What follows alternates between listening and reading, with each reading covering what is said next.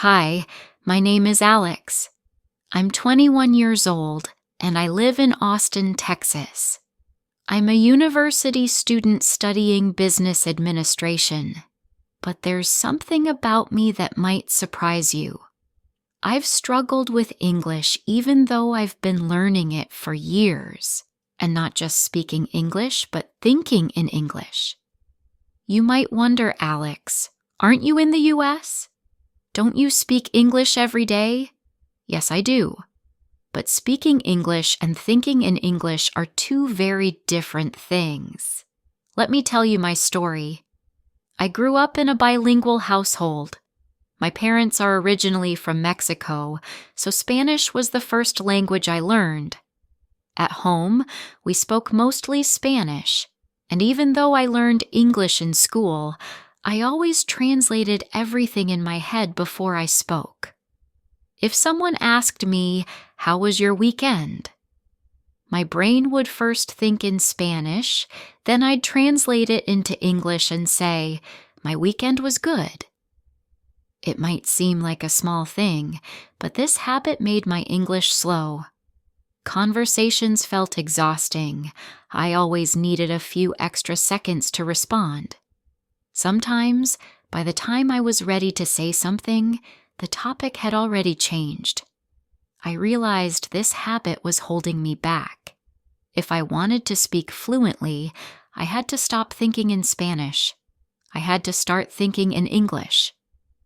The first realization. The first time I noticed this problem was in my college classes.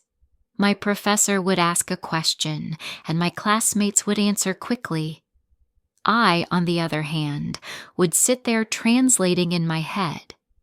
I understood the question, but by the time I was ready to answer, someone else had already spoken. One day, my professor asked me a direct question in class. I panicked. I knew the answer, but my brain was busy translating. I could feel the eyes of my classmates on me. After a long pause, I finally answered. It wasn't terrible, but it wasn't natural either. After class, my friend Mia noticed my frustration. "Alex, you know English. What's stopping you?" she asked. "I always think in Spanish first," I admitted. She laughed. "That's your problem. You need to stop translating and start thinking in English." "In English?" She was right. But how? After Mia pointed out my problem, I felt a mix of relief and anxiety. Relief because someone finally understood my struggle, and anxiety because I had no idea how to fix it. That night, I sat alone in my dorm room, staring at my Spanish language playlist and the Mexican novel on my desk. How do I even start? I thought. Mia's words echoed. You need to stop translating. But breaking a lifelong habit felt impossible. Then it hit me. If I wanted to think in English, I had to treat it like a muscle. I needed to train it daily, even if it hurt. I grabbed a notebook and wrote at the top, "No more Spanish in my head. Starting tomorrow." It was a bold promise, but I knew half-hearted efforts wouldn't work. I needed a plan, something radical to force my brain out of its comfort zone. Step 1. Surrounding myself with English. The first thing I did was change my environment. Even though I lived in the US, I realized I was still living in Spanish. My phone was in Spanish, my Netflix shows mostly in Spanish, even my grocery lists were in Spanish. So I made a decision. I would switch everything to English. I changed my phone settings, started watching shows in English without subtitles, listened to English podcasts, and even set reminders in English on my phone. It felt strange at first, but my brain slowly started adjusting, speaking to myself in English. One day, I was walking home from class and decided to talk to myself in English. Not out loud. I didn't want people to think I was crazy, but in my head. I started narrating my day. Instead of thinking voy a hacer mi tarea cuando llegue a casa, I forced myself to think, I'm going to do my homework when I get home. At first, I had to concentrate, but after a few days, it became easier. My brain started processing things in English naturally. Step 3. Thinking in simple sentences. Another problem I faced was that my Spanish thoughts were too complicated. I'd try to translate them word for word, and it didn't always make sense in English. So I started using simple English in my thoughts. For example, instead of thinking espero que no llueva más tarde porque necesito ir a la tienda, I'd think, I hope it doesn't rain later because I need to go to the store. Short, simple, direct. Step 4. Describing what I see. One of the best exercises I did was describing things around me in English. When I was at a coffee shop, I'd look around and think, the barista is making coffee. That man is reading a book. This coffee smells good. At first, it was slow, but over time, my brain started doing it automatically. Step 5. Talking without worrying about mistakes. One of the biggest things that slowed me down was my fear of making mistakes. Every time I spoke, I worried about my grammar. But then I remembered something my English professor told me. Native speakers make mistakes too. She was right. I'd heard my American friends say things like, me and my friend went to the store, which isn't grammatically correct, but people still say it. I realized fluency is more important than perfection, so I started speaking without overthinking. If I made a mistake, I kept going, and something amazing happened. I became more confident. The turning point. A few months later, I had a big moment. I was in a group discussion in one of my classes. The professor asked a question, and before I even realized it, I answered, without translating in my head. It was natural. It was automatic. The journey never stops. After that moment in class, I felt a new level of confidence. But the journey to thinking in English didn't stop there. I had to keep practicing, keep pushing myself, and keep challenging my mind. One of the biggest tests came when I had to give a presentation in front of my entire class. Public speaking is scary for most people, but for me, it was even harder. My brain was still adjusting, and I was afraid that under pressure, I might go back to translating in my head. So I prepared differently this time. Instead of writing my speech in Spanish and then translating it, I forced myself to write everything directly in English. I practiced out loud. I recorded myself speaking and listened back. On the day of the presentation, I was nervous, but something incredible happened. When I stood in front of the class, I started speaking without thinking about Spanish at all. The words just came naturally. I wasn't just speaking English. I was thinking in English, without fear, without hesitation. That moment made me realize that learning a language isn't just about words and grammar. It's about changing the way you think. Overcoming challenges. Of course, there were still challenges. Sometimes when I was tired, my brain wanted to go back to Spanish. There were moments when I still felt stuck on certain words. But instead of getting frustrated, I reminded myself, this is normal. I started keeping a small notebook where I wrote down words or phrases I struggled with. Every night before bed, I'd review them. Little by little, those words became part of my natural thoughts. Another challenge was speaking with native speakers who talked too fast. At first, I felt overwhelmed, but I developed a strategy. Instead of trying to understand every single word, I focused on the context. For example, if someone said, "Hey, want to grab a bite?" I didn't stop to think, what does grab a bite mean exactly? Instead, I understood from the situation that they were inviting me to eat. This mindset helped me stop overanalyzing and just go with the flow. The moment I knew I had changed.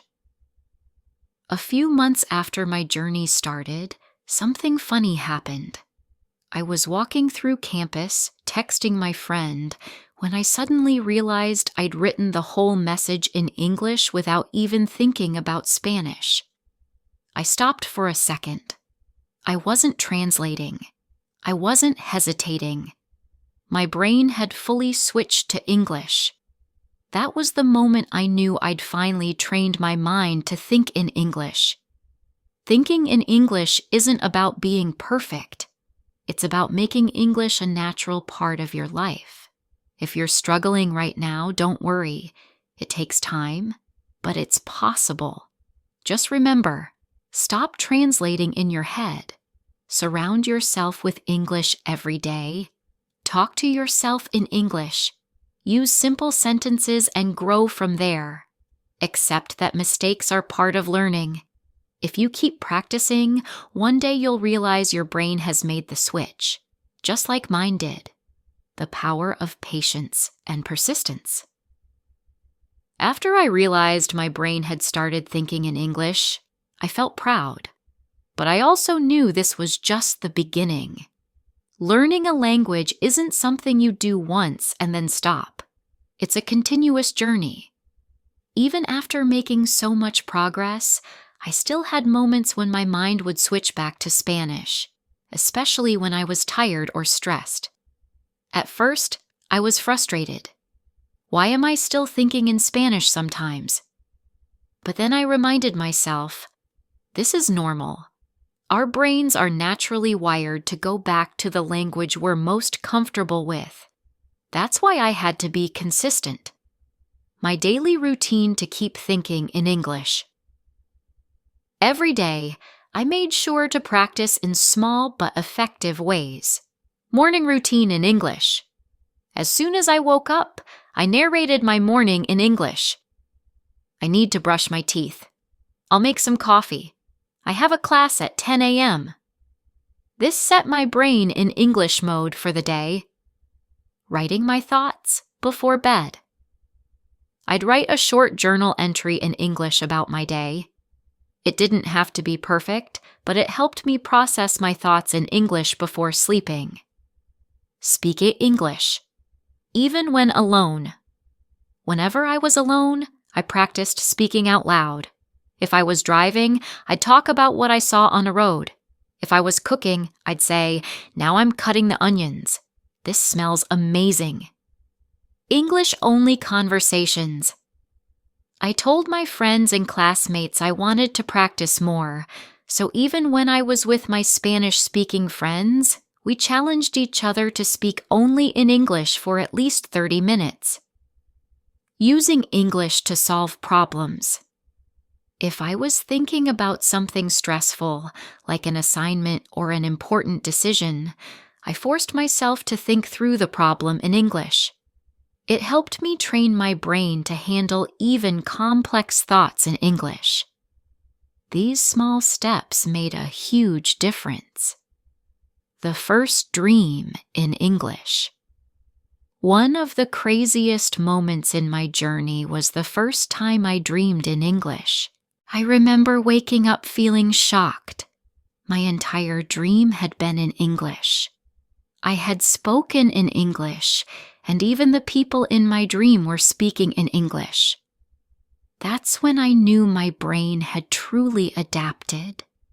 It didn't mean I'd never think in Spanish again, but it showed me my efforts were working. Helping others who struggle with the same problem.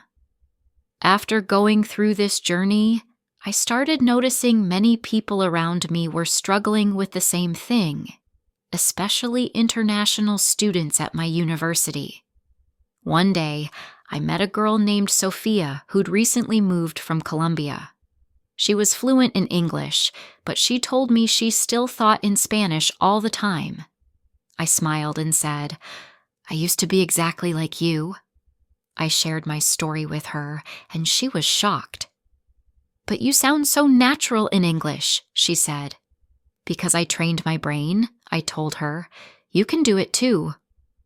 She started following my daily routine, and after a few months she told me, "Alex, I just realized I was thinking in English without even trying." That made me so happy because I knew how powerful this skill was. A new perspective. Over time, my daily routine of thinking in English evolved into something more profound, an integral part of who I was becoming.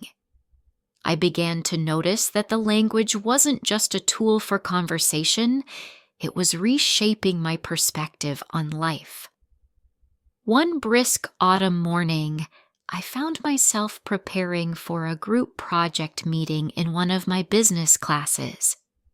The room buzzed with excitement and ideas, and I felt ready to contribute in a way I hadn't before. During the brainstorming session, when others hesitated or fumbled for words, my thoughts flowed naturally in English. I blurted out, "What if we use digital storytelling to connect with our audience on a more personal level?" The suggestion wasn't rehearsed or meticulously translated. It was pure, spontaneous creativity. The group fell silent for a moment before erupting into discussion.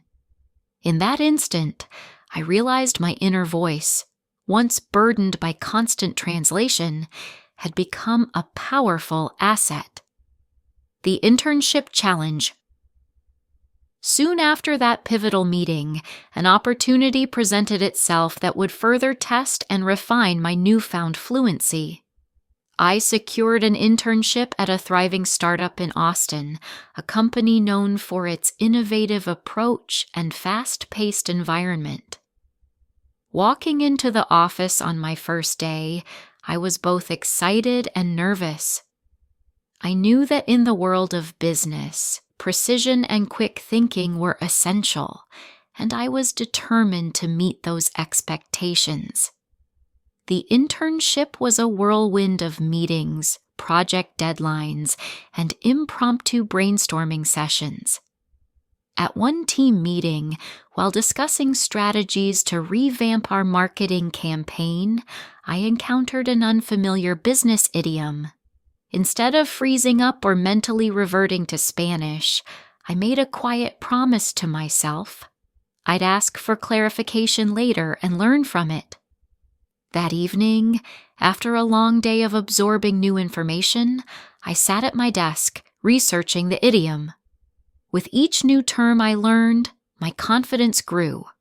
I began to see that every challenge was an opportunity to enrich my vocabulary and deepen my understanding of the language. Campus life and growth. Beyond the office, my campus life provided endless chances to practice. I joined the English Language Club, where students from all over the world gather to discuss literature, debate current events, and share their experiences learning English. These meetings became a highlight of my week. In the relaxed atmosphere of the club, I found I could experiment with idiomatic expressions, ask questions without fear, and even laugh at my own mistakes. One evening, after a passionate debate about American literature, I sat on the campus lawn beneath a canopy of stars. I reflected on the years when I struggled to string together even a simple sentence. Now, not only was I fluent, but I was also able to articulate my opinions and feelings with ease. It was a moment of quiet triumph, a reminder that every small step along the way had led me to this place of confidence and clarity. Embracing bilingualism. I also began to appreciate that thinking in English didn't mean abandoning my roots. Even as my mind increasingly operated in English, the rich tapestry of my cultural heritage remained with me. I still dreamed in Spanish sometimes, and on quiet days, I'd catch myself switching effortlessly between the two languages. This duality wasn't a weakness. Rather, it was a strength that allowed me to see the world through multiple perspectives. I realized being bilingual gave me a unique ability to connect with people from diverse backgrounds, and that versatility was something to be celebrated. Professional confidence. At the office during yet another busy week, I was tasked with leading a small project team. We had to develop a proposal for a new client, and I was responsible for organizing our ideas and ensuring every team member felt heard. In that role, I found that my internal dialogue in English helped me structure my thoughts clearly and assertively. I started jotting down ideas on a whiteboard, explaining each point with clarity. When the client visited for a preliminary meeting, I confidently presented our proposal. The presentation flowed naturally, and I answered questions with a newfound ease that impressed not only my colleagues, but also the client. That day, I realized thinking in English had become a cornerstone of my professional identity. Perseverance and reflection. Even as my confidence soared, there were moments when old habits crept in. Late at night, while studying for an exam or working on a challenging project, I sometimes found myself drifting into familiar Spanish expressions. In those instances, I'd pause and gently steer my thoughts back, reminding myself of all the progress I'd made. I kept a small notebook in my backpack where I jotted down new phrases or expressions I encountered during the day. Each note was a small victory, a tangible record of my ongoing journey. Reviewing those notes became a nightly ritual that reinforced my commitment to learning and adapting. Reflecting on the journey. Looking back, I see now that learning to think in English wasn't just about mastering a language, it was about embracing a new way of being. It taught me resilience, patience, and the value of incremental progress. Today, as I navigate both academic and professional challenges with confidence, I carry with me the lessons of that journey. That growth often lies just beyond our comfort zones, and that every struggle is a step toward becoming the person we're meant to be